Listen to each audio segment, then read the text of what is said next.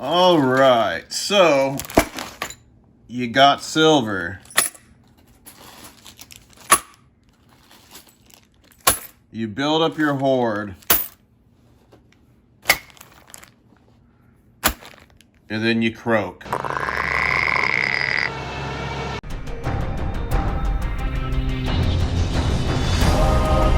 One stacker on a journey to find silver. International Stacker.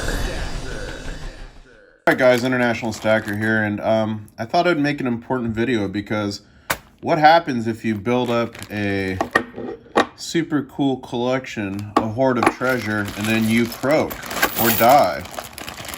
Bite the big one. Head for the silver mine in the sky. What happens then? Well, that's very important, and it depends on what you got going on in your life. So I'm going to explain a few things and then break down what I've done, so hopefully you can learn from me. So you can also prepare yourself, because guess what? Eventually you're going to die. I know, we're all going to die. So what do you do to protect yourself? So let me tell you my thought process. Now, my thought process is going to be a little different than yours, but you can apply it how you want. And the final thing is, just know I'm not a financial advisor. I'm not a lawyer. My disclaimer's in the description below. But this is what I've done to protect myself.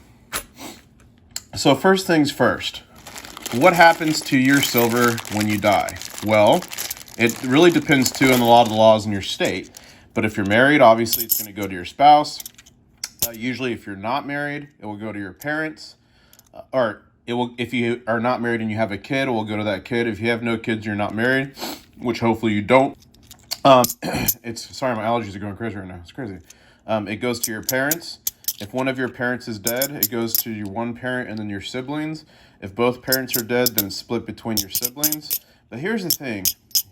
You do not want the state coming in and deciding what goes to who and divvying it up and taking their percentage and all these different things. So this is why it's so important to protect yourself. So here's what I've done. First off, I've made it easy for my family to look at my silver and know what to do. Now, I work a very high-risk job most of the time and most of the projects I'm on. So the chance of me croaking are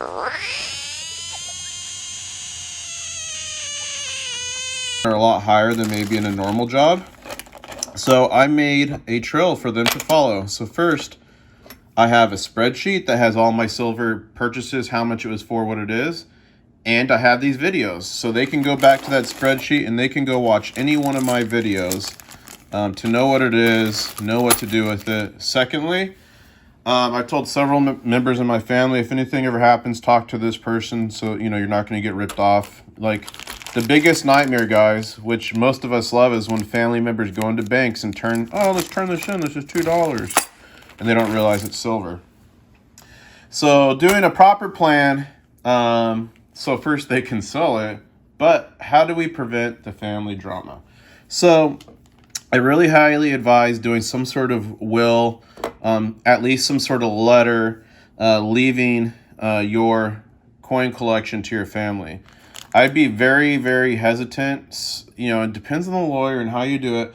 I'd be very, very hesitant on having a will that spells out every single thing you have, because that might open people up to tax liability. And let's face it, I'm all about, paying taxes and this and that, but it is not fair on something that first I got taxed on my income, then I got taxed buying it because of that new law.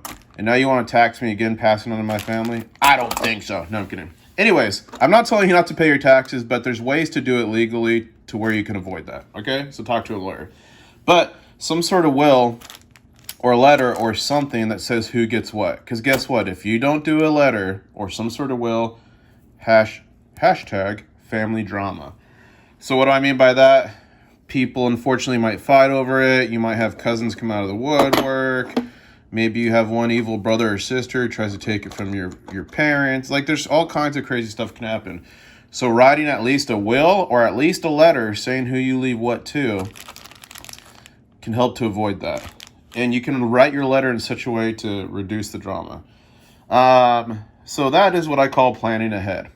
So planning ahead includes leaving some sort of record of what you have, leaving some sort of way for them to know and sell it. For me, it's my videos. And then having some sort of written documentation saying what goes to who gets what, okay? Secondly, you want to really protect your silver. And that's not only when you're alive, but when you're dead. So what happens if a bunch of people know you have this crazy collection, and then they hear you die? What do you think is going to happen to your silver? So if it's in your home, one, you can get raided or looted by a family member or a friend, or just someone who breaks in because they see you died in your obituary in the newspaper. So it's very important to protect it. So a lot of people tell nobody, which I get.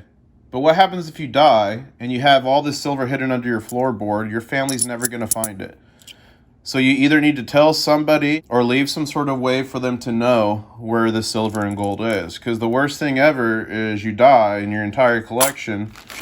And for those of you that watch my videos normally, you know this is nowhere close to my entire collection. This is just what I bought on this recent binge I've had. But you could have your entire collection lost. So although you want to be secure and have security, you also need to be wise to where your family can find the silver.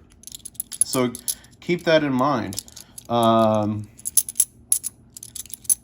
That's the worst thing that could happen. Your entire, this all just gets lost. Oh my gosh.